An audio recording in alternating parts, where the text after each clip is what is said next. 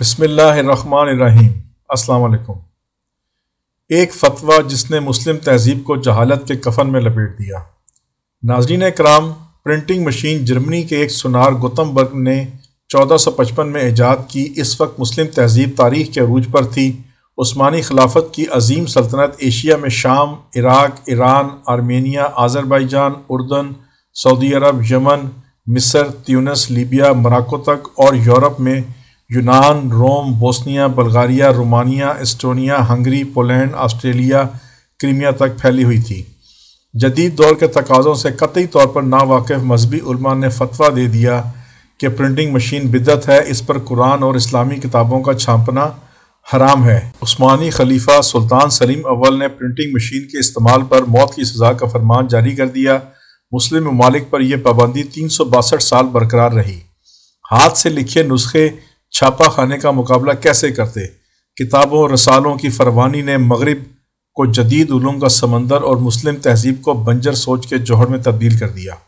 جہاں تک قدامت پسند مسلمانوں کا تعلق ہے، انہوں نے اسلام کو صرف بعد کی زندگی عبادت کے مذہب میں تبدیل کر کے غربت اور عدم استحکام کے شکار مسلمانوں کو بے بس کر دیا۔ انہی قدامت پسندوں نے، جنہوں نے قدرتی سائنس، ریاضی اور تمام تخلیقی فنون کے خلاف جنگ کا اعلان کیا، کافروں کی طرز عمل کی مذمت کی، یوں مسلمانوں کو سائنس کے ثمرات سے محروم کر دیا، اور جب جاگے تو فکری بینائی کھو چکی تھی۔ آخر 1817 میں فتویٰ اٹھا لیا گیا، لیکن ان 450 سال کی پابندی نے مسلم تہذیب کو عقیدوں کا ذہنی غلام بنا دیا اور از خود سوچنے اور سمجھنے کی صلاحیتوں سے یکسر محروم کر دیا۔ ناظرین کرام، بر صغیر میں بھی اس طرح کی کافی مثالیں موجود ہیں، جن کی وجہ سے بر صغیر کے مسلمانوں نے بھی بڑا نقصان اٹھایا اور علمی اور سائنسی لحاظ سے دوسرے اقوام کے مقابلے میں بہت پیچھے رہ گئے۔ یہ فاصلہ آج تک نہ صرف برقرار ہے بلکہ مزید بڑھتا ہی جا رہا ہے، اور نہ ہی اس خلا کو پورا کرنے کی کوئی کوشش کی جا رہی ہے۔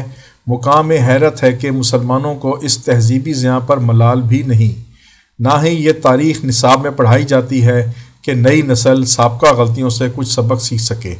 یہ ہماری تاریخ میں کیا جانے والا ایک بدترین ظلم تھا، اور اس بارے میں موجودہ نسل کو ذرا بھی معلومات نہیں ہوں گی۔ یہ کوئی ایک فتویٰ نہیں تھا، سائنس کی ہر ایجادات پر اسی طرح فتوے جاری کیے گئے ہیں، اور بعد میں اسی سے فائدہ اٹھانے والوں میں بھی سب سے آگے ہوتے ہیں۔